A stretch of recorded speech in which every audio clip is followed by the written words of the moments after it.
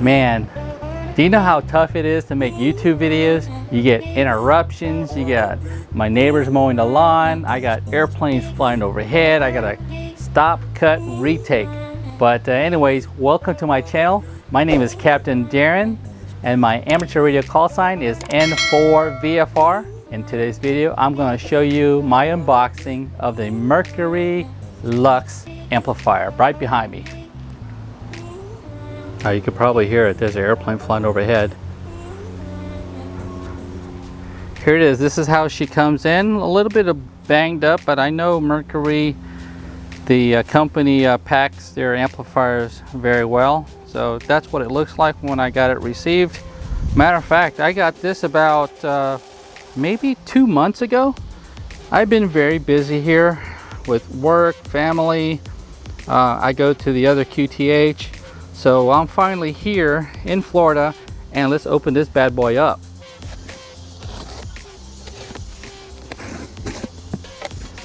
Okay, look at the packaging. This weighs about, I think the website said 29 pounds. And it's pretty heavy. It's heavier than the Mercury 3. And you see it says Mercury Lux LDMOS power amplifier. And you get a red caution tag here. Make sure you don't damage the contents inside with any kind of sharp objects. So let me remove this. Forget it, man. It is so hot outside, so noisy. I went ahead and brought the amplifier inside my shack. Okay. So this is what it comes in, a box inside of a box. And when I opened the box, down at the bottom, I had these. It looks like a thumb drive, a USB thumb drive, and a RCA cable. Maybe that's to connect to your push to talk so the amplifier can transmit. And again, be careful. I lifted the lid just a little bit so not to strike the inside of the contents of the amplifier.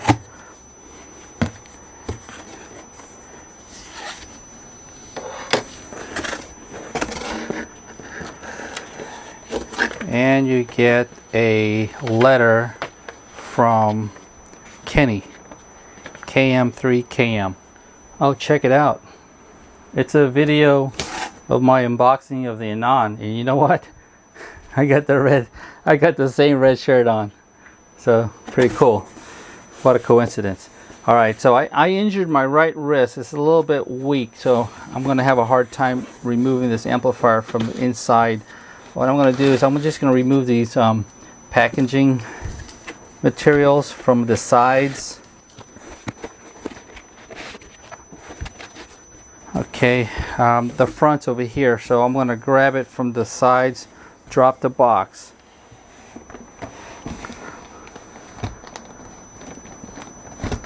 Yeah, my right wrist is weak.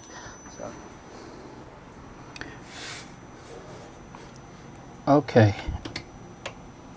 Onto the right side of the Mercury Lux, you have a tamper seal right here.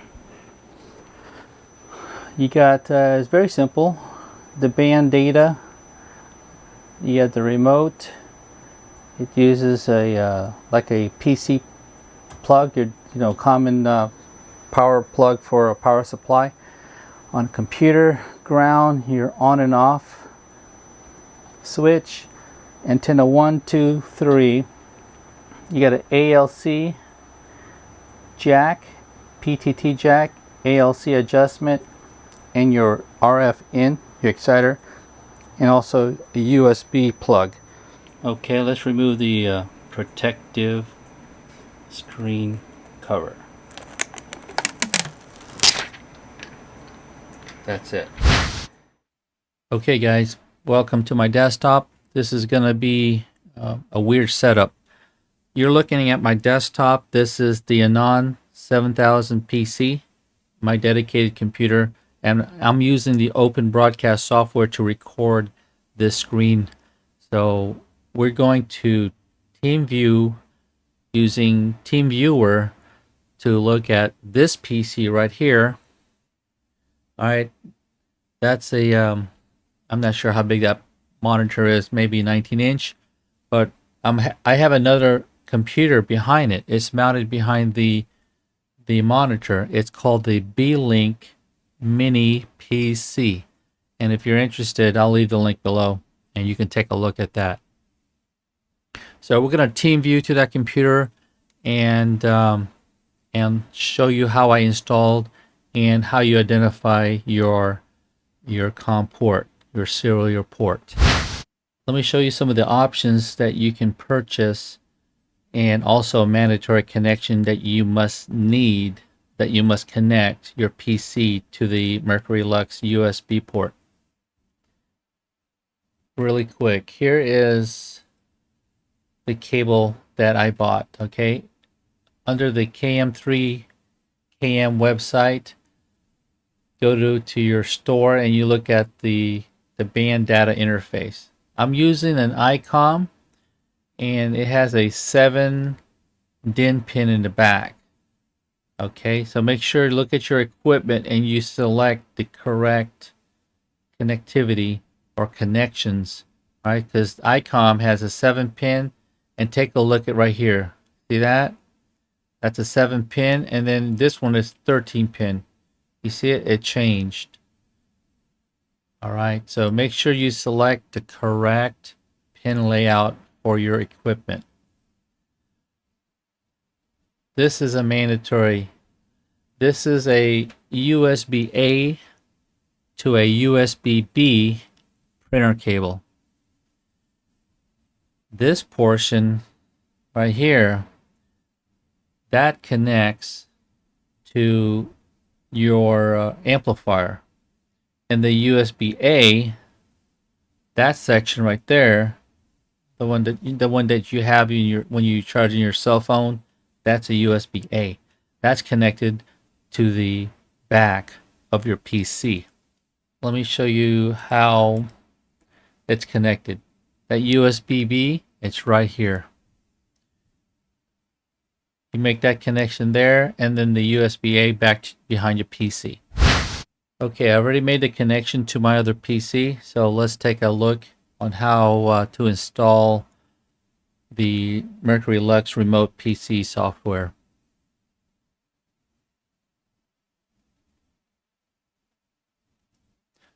So this is my Beelink PC. It's a mini PC that's located behind my monitor right over here. All right, so when you insert that USB Mercury Lux, here it is right here, that Mercury Lux thumb drive into PC, you're going to say that this is the thumb drive. Okay, you're going to open it up and you have these files here.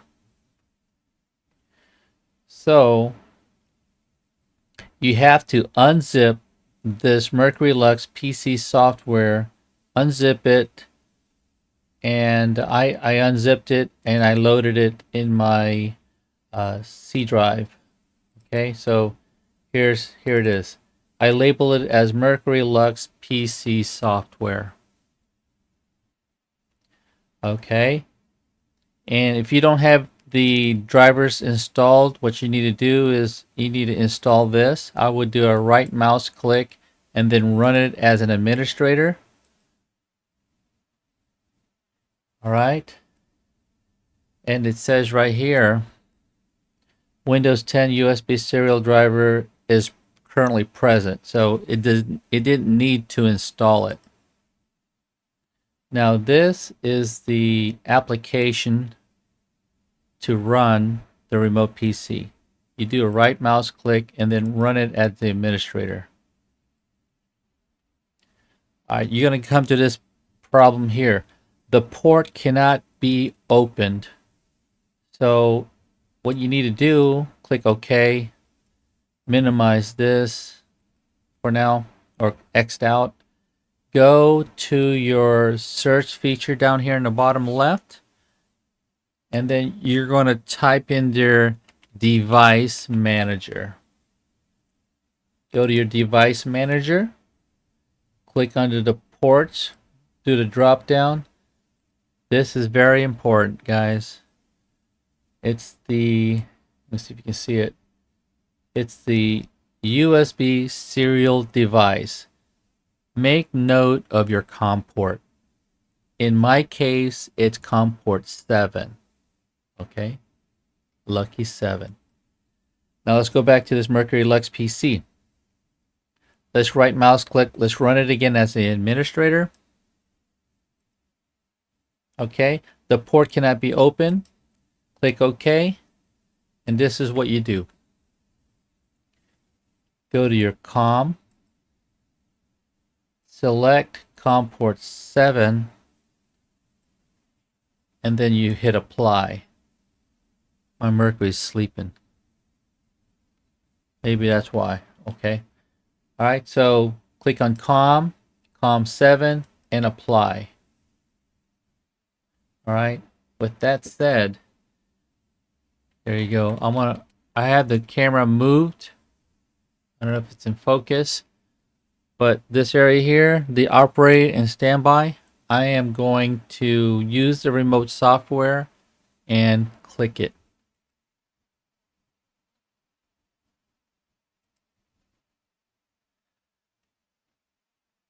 Okay, so if it doesn't work, this is what you do. Let's turn off the Mercury Lux. Let's turn it back on.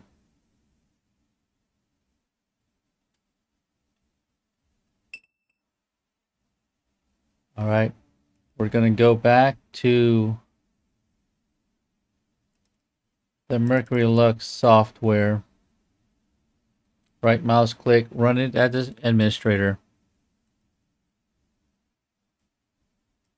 Now it didn't come with any errors, right? It worked this time.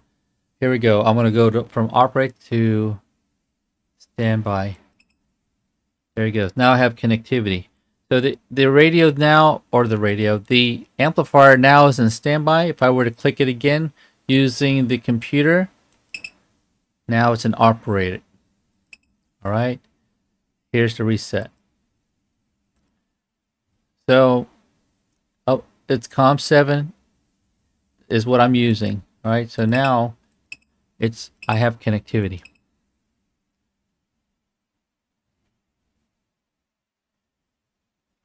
So I hope that one helped out, give you some clarification, and you've witnessed the error because it didn't have the COM port. I knew what my COM port was, but it may have lost connectivity. That's why I turned off the Mercury Lux, turned it back on, and then just restart the Mercury PC Remote PC software. Great. Now let me show you operating the Mercury Lux with this software, and I'm going to use FT8. Okay, this is where we got. We have WSJTX right here operating. On here on the right side is log40M. Note that I don't have a CAT interface to get the frequency from my ICOM 7610, but no worries, it still logs. I'm just using it as a logging software. Here's my ham radio with the LUX. All right, so we're on 40 meters on the sideband. So this is what I do when I'm operating remote control from another hotel, and it's nice that I can team view to my PC, and that's what you're seeing here. Okay. Damn open spot. Shut off. Just shut off the radio. Okay. And what I'm going to see now is when I open up the Mercury Lux program remote PC, this is what I see. All right. I don't have a big enough real estate of screen put everything displaying on my laptop. On here, on the bottom right of the screen, what you're seeing, it's a camera looking at my Mercury Lux. Okay, you see that there? That's my camera looking at the Mercury Lux.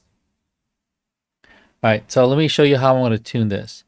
I have the operate. It's grayed out. I was going to say blacked out. It's grayed out. Okay.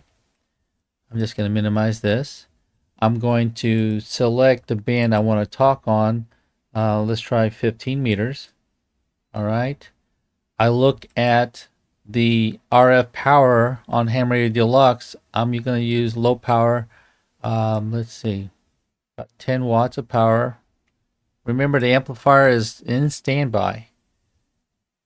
And I'm going to tune right here. While it's tuning, I look at this SWR right here, and it should be done. So I turn off the tune. I got to bring back that RF power, okay, because it doesn't take a whole lot of power to go up. Max is 800 watts, I believe, is max power that you can use on digital with the Mercury Lux. So I'm going to bring it up to 5% of power. Can you see it there? Here, I'll move it up.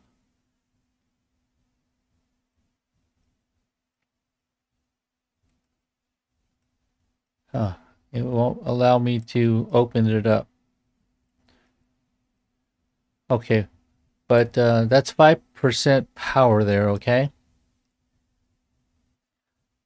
Let's bring up the Lux Remote software here. Where can I put it? We're going to put it right here. And I'm going to send a CQ right now. I'm sending CQ. It's not oh, you know what? Hang on a second. There you go. You got to put it in operate. Let me move it right there so you can see it. You'll see the forward power, reflected power. Now let me move it over here. So then you can see that 239 watts, zero reflected power, using only 5% power.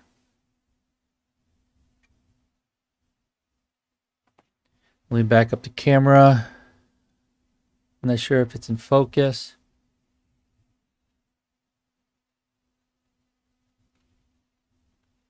Might be too close.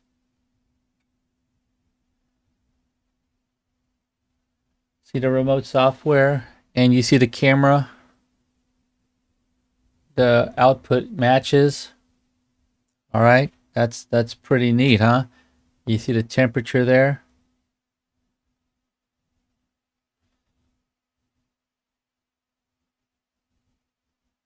Let me see if someone comes back to me.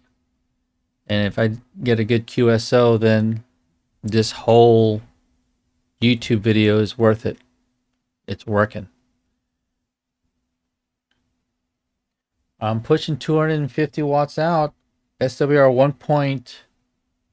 1.05 on my Palstar HF Auto. On my Digital Vector LP100A, my SWR is 1.42. Oh, there it is. KF0 IWS. Congratulations, you just made it to my YouTube channel.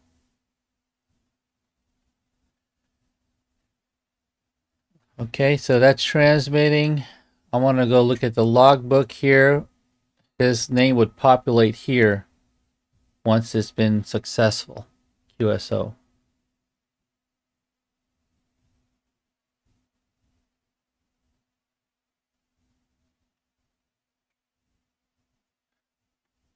Okay, well, let me just click OK.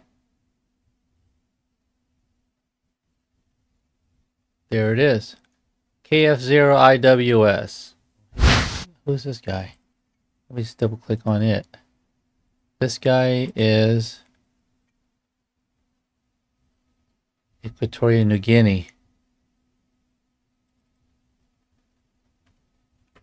Alright, so we were trying to make a contact all the way here into Malabo Island.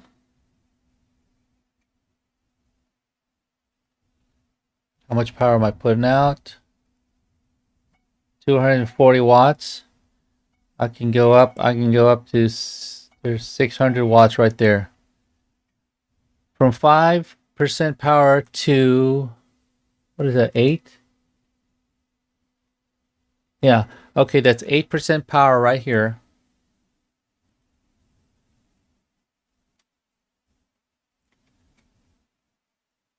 $559 watts. SWR is nothing. It's 1.05 on the PALStar. Here we go. There. That's the PALStar. And then the LP100 reading.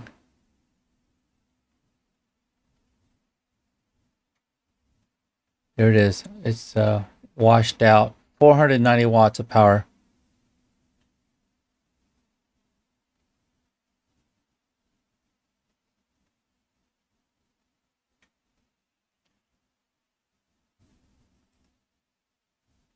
Well, he's busy QSOing with other people. We're just gonna give it another few more minutes, and we'll see if we get a connection with him. He's just finishing up QSO right now.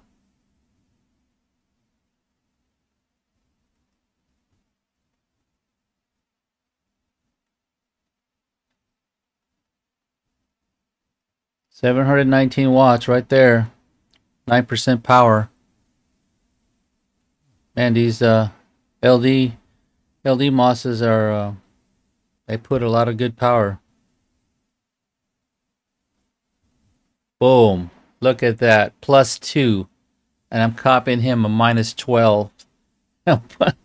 700 watts of power.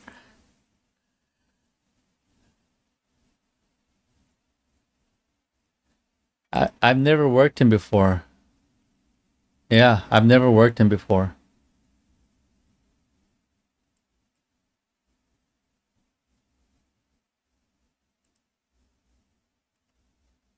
There's my 73s. Logging them in now.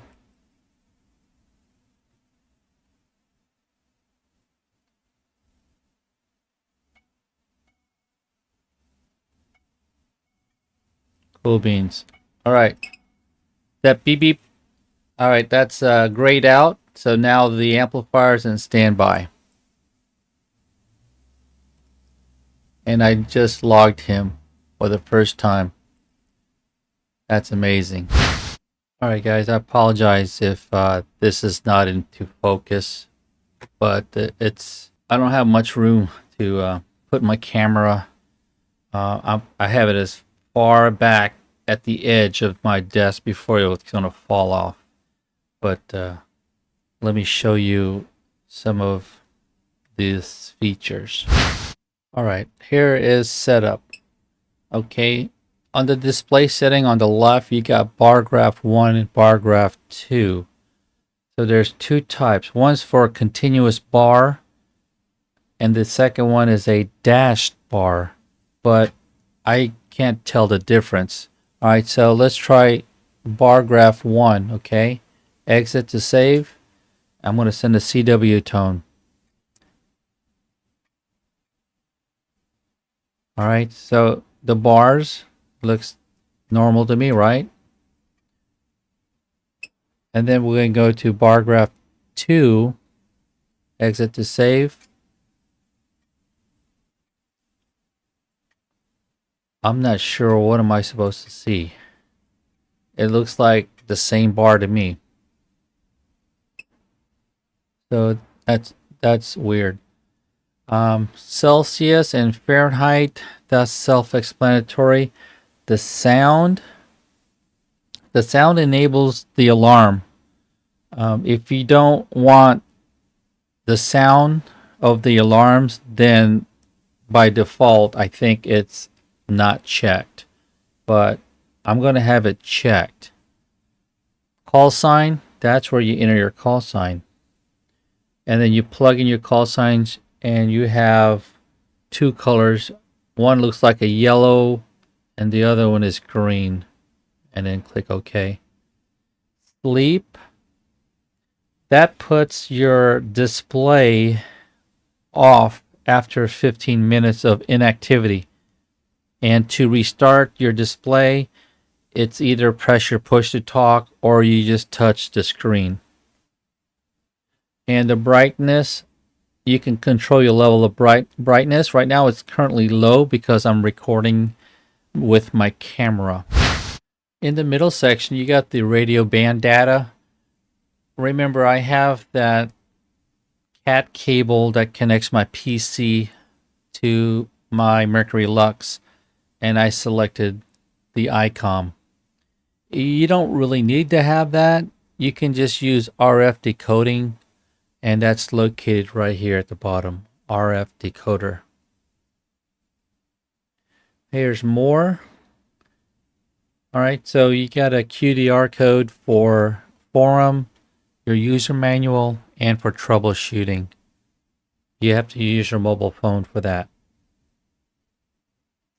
And the antenna memory, I only have one antenna connected because the output of my Mercury Lux, it's going to a AB switch, so I can either use the Anon or my ICOM 7610, and they're all sharing the HF auto.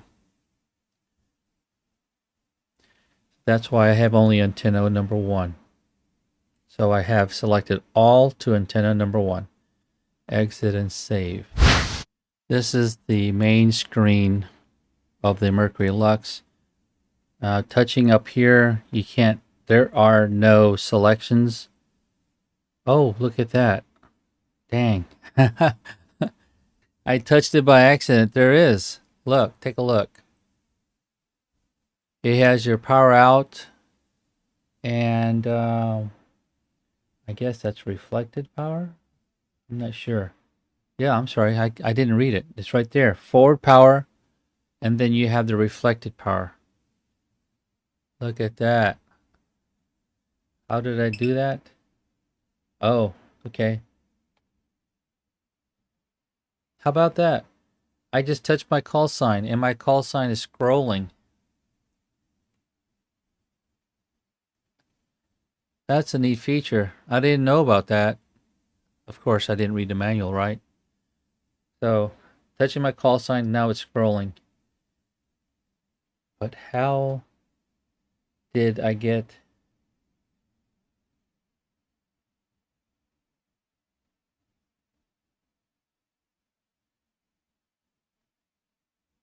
Two fingers touch? I don't know how I got the other...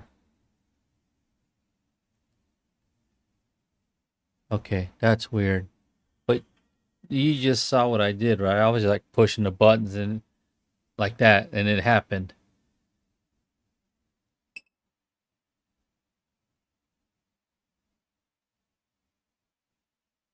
Or maybe touch up here.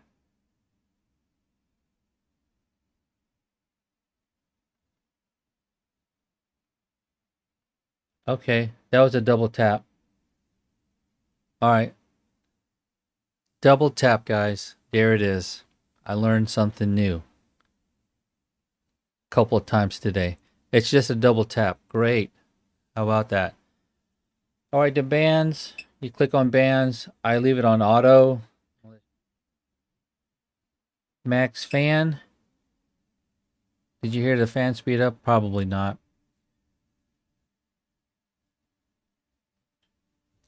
All right, so this is max fan speed right now. And if you're operating digital modes, the manual tells you to keep your fan at maximum speed. But I don't, because that thing is noisy. Here's your antenna 1, antenna 2, antenna 3. I only have antenna 1. Any kind of warnings will pop up here. To reset it, you reset it by pushing the reset button. This is the operate and standby. Currently it is in operate mode. When you push it again, it is now in standby mode. So cool. The only thing I don't know what's the difference are the bar graphs 1 and bar graph 2. I don't know what the heck those are. It didn't change any kind of bar graphs. Let me show you one more thing that you might be interested in turning on and off your Mercury Lux. So here I'm only using 110 volts AC, and I'm using this Alexa plug so I can turn on and off my amplifier remotely. So I'll leave that in the description below as well, in the event if you decide you want to do that setup as well. Well, that's a pretty neat feature for operating remote control. And that last video clip about me showing you that smart plug, it's operated via Wi-Fi. I can shut it off and shut it back on. How you call it? Turn it off or turn it back on. I hope you guys enjoyed the video and learned something from it. I haven't seen anyone make any videos like that. If you like my video, please give me a like, leave me a comment. Let me know how long you've been waiting for your Mercury Lux. It's been quite a while for me. One other thing, I just showed you operating remote via FT8. I'm an airline pilot, and when I'm in hotel rooms, I can do that. Like teleport here to my shack and operate everything remotely. That's awesome. How do I operate single sideband and talk to my buddies here in the East Coast, in the Carolinas, from Florida? I operate my ICOM 7610 remotely via the RSBA1 software. I know the video is long. I'm sorry about that. If you haven't subscribed to my channel, please consider to subscribe. I want to say 73s, thank you for watching and have a great day.